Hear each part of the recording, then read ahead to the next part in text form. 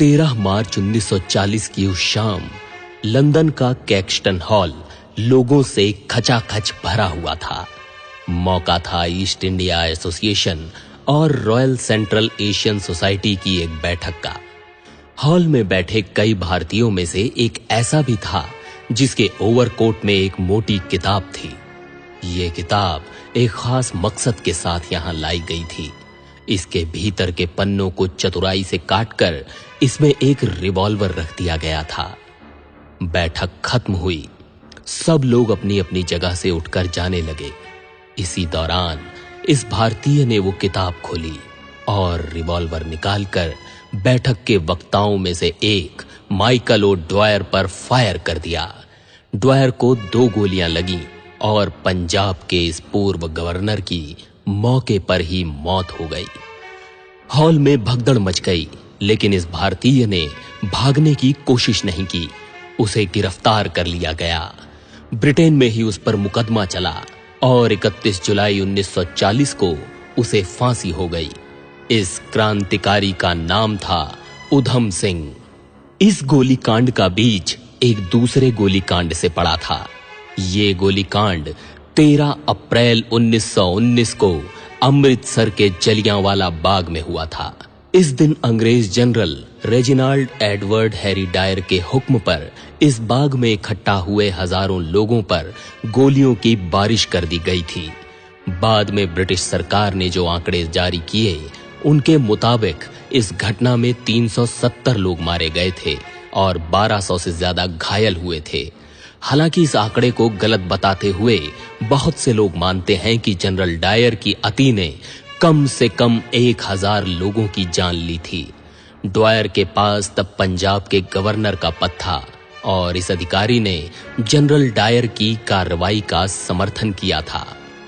इतिहास के पन्नों में जिक्र मिलता है कि उधम सिंह भी उस दिन जलियांवाला बाग में थे।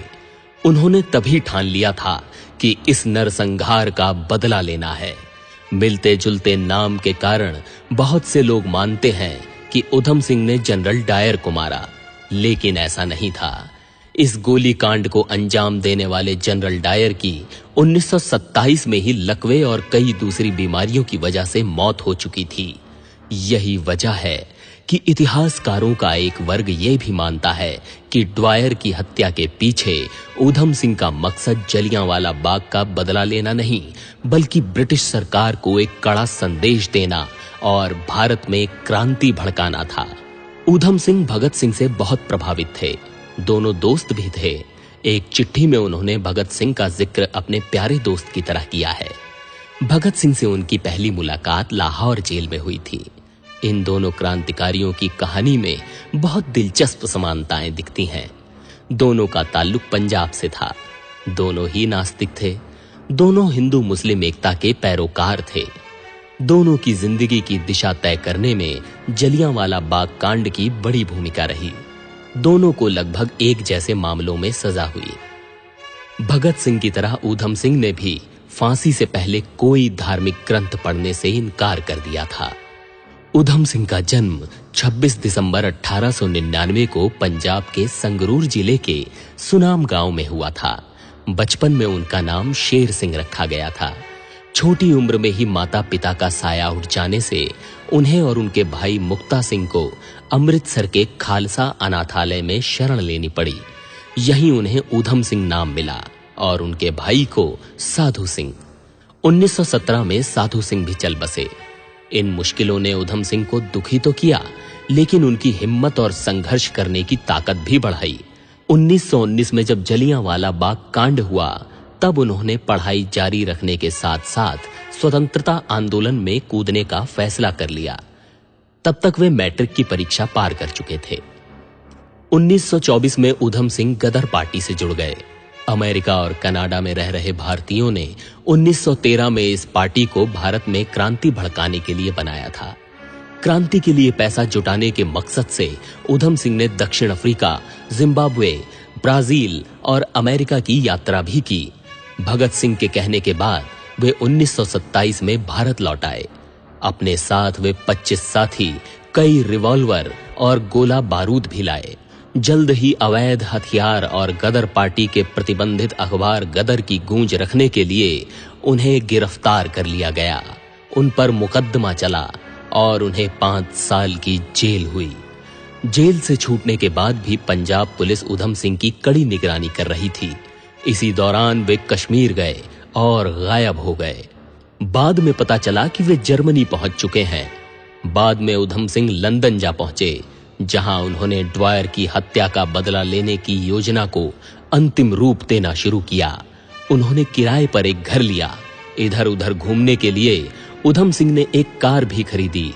कुछ समय बाद उन्होंने 6 गोलियों वाला एक रिवॉल्वर भी हासिल कर लिया। अब उन्हें सही मौके का इंतजार था। इसी दौरान उन्हें 13 मार्च 1940 की बैठक और उसमें ड्वायर के आने की जानकारी हुई। वे वक्त से पहले ही कैक्सटन हॉल पहुंच गए और मुफीद जगह पर बैठ गए। इसके बाद वही हुआ जिसका जिक्र हमने कहानी की शुरुआत में किया। ऊधम सिंह सर्वधर्म समभाव में यकीन रखते थे और इसलिए उन्होंने अपना नाम बदलकर मोहम्मद आजाद सिंह रख लिया था, जो 3 प्रमुख धर्मों का प्रतीक है।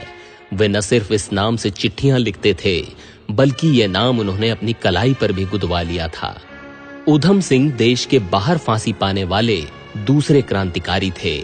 उनसे पहले मदनलाल ढींगरा को करजन वायली की हत्या के लिए साल 1909 में फांसी दी गई थी। संयोग देखिए कि 31 जुलाई को ही ऊधम सिंह को फांसी हुई थी और 1974 में इसी तारीख को ब्रिटेन ने इस क्रांतिकारी के अवशेष भारत को सौंपे। ऊधम सिंह की अस्थियां सम्मान सहित उनके गांव लाई गईं, जहां आज उनकी समाधि बनी हुई है।